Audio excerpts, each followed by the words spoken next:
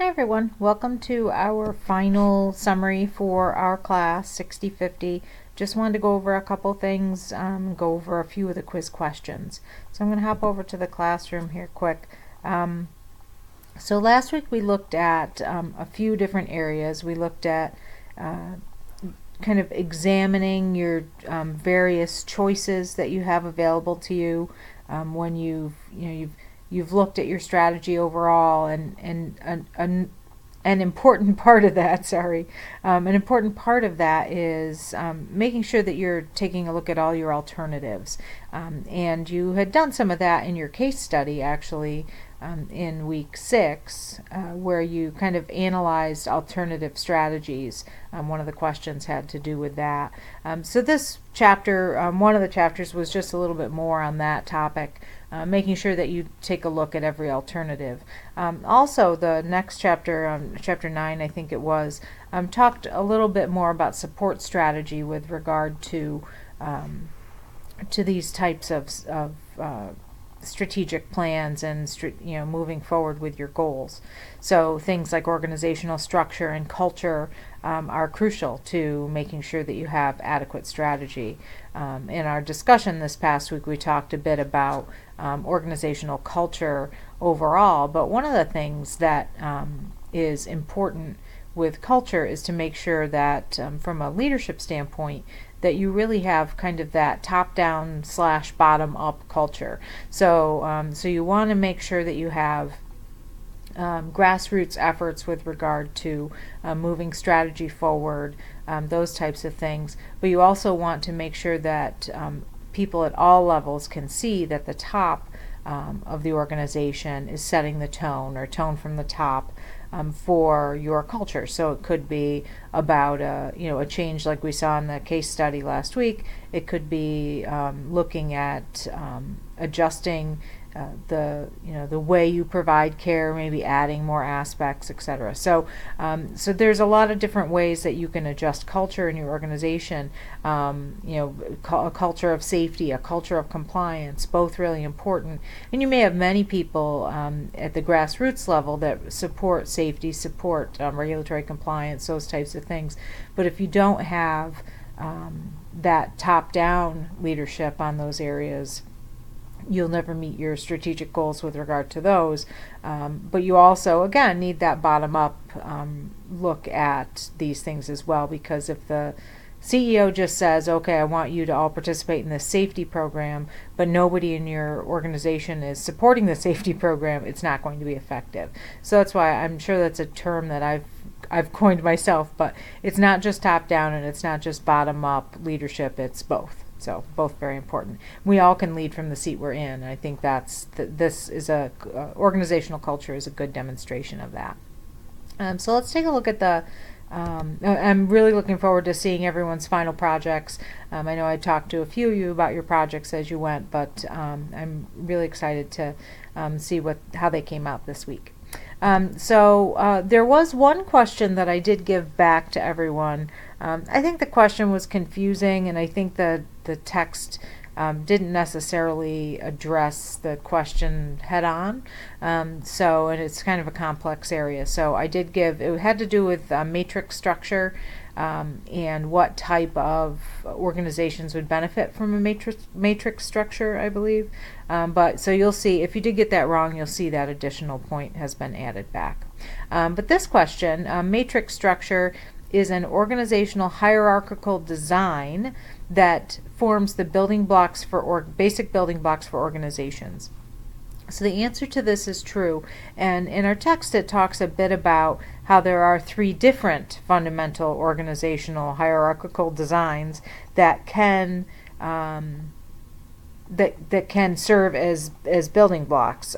Functional structure, divisional structure, which is like a service line structure, and matrix structure. So this is one of those types. So it is a design that forms the basic building blocks for organizations, hence the answer being true.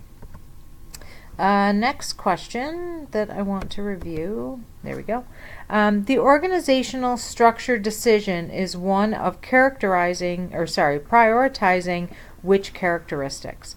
So when you're making a decision on what type of organizational structure you're planning to use in your organization, you need to kind of examine the organization as a whole, but you also want to be as efficient as possible. So a good example of this is what we're going through right now at Robert Morris. Granted, it's not a healthcare organization, but we're looking at our organizational structure within our schools and making sure that that we have, that we're operating in a lean environment, that we don't have too many layers of administration, etc. But so the one thing that you really want to look at is standardizing things versus being flexible with regard to structure. So you really want to look at how much do you need standardization, and how much do you need flexibility, and that's our answer to this question. And why that's really important, if you think about, so for example, at RMU, good case study right now, we have 5 different schools right now, and we're looking at the administrative structure within each of those schools, and right now they're fairly consistent across most of the schools. However, some of the job titles aren't the same, etc. So our question that we need to ask ourselves is it important for us to standardize all of this across all schools, or can we be flexible? Is it more important for example, the nursing division to have a clinical coordinator, which they do, but that type of role maybe isn't needed in the business school or in other schools? So which is more important, standardization or flexibility? And that's where we need to prioritize those characteristics. Okay, next one, and this is the last one. This had to do with looking at an internal environmental analysis. So in terms of matching your culture and strategy, when you have a culture that's viewed as a strength, and internal environmental analysis results came out of high value,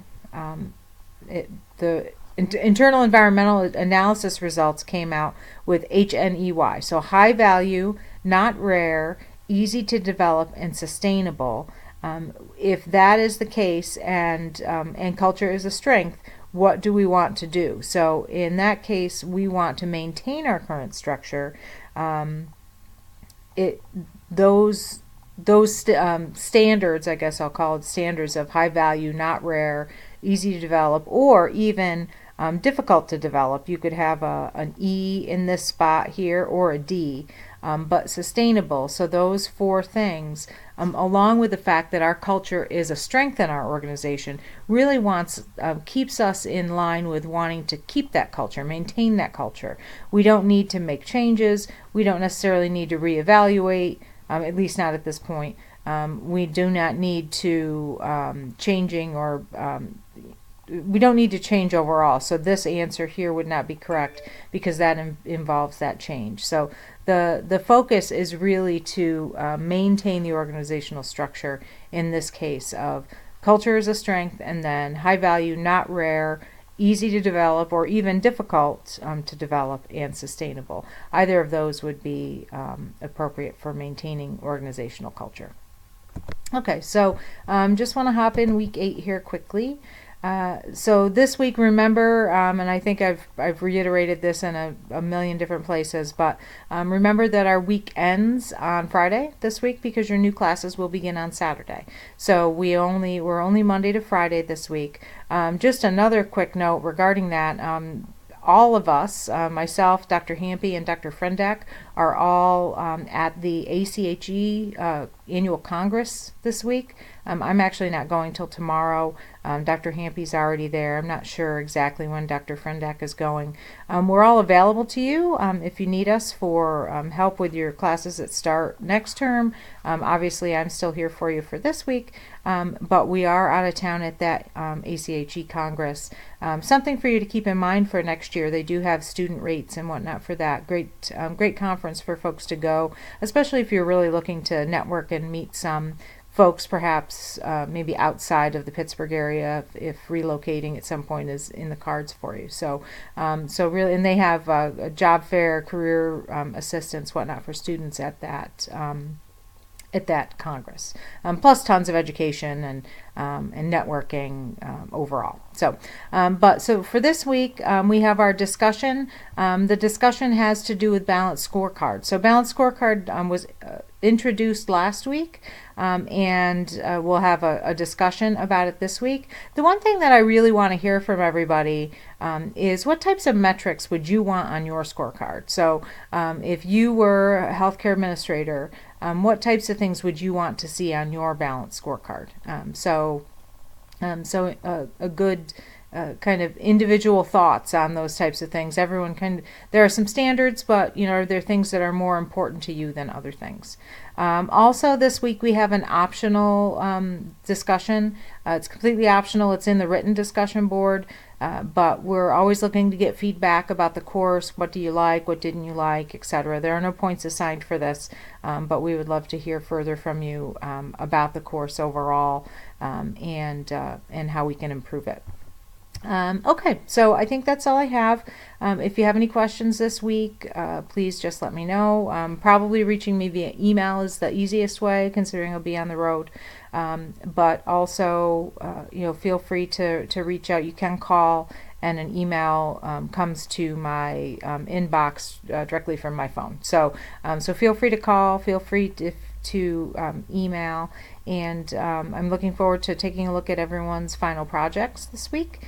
And it's been great working with everyone. It's always fun to get to work with what's the new cohort to me. So you guys are the new cohort that I haven't gotten to work with yet. But so I look forward to working with you again in the future. You have me for a couple of additional classes.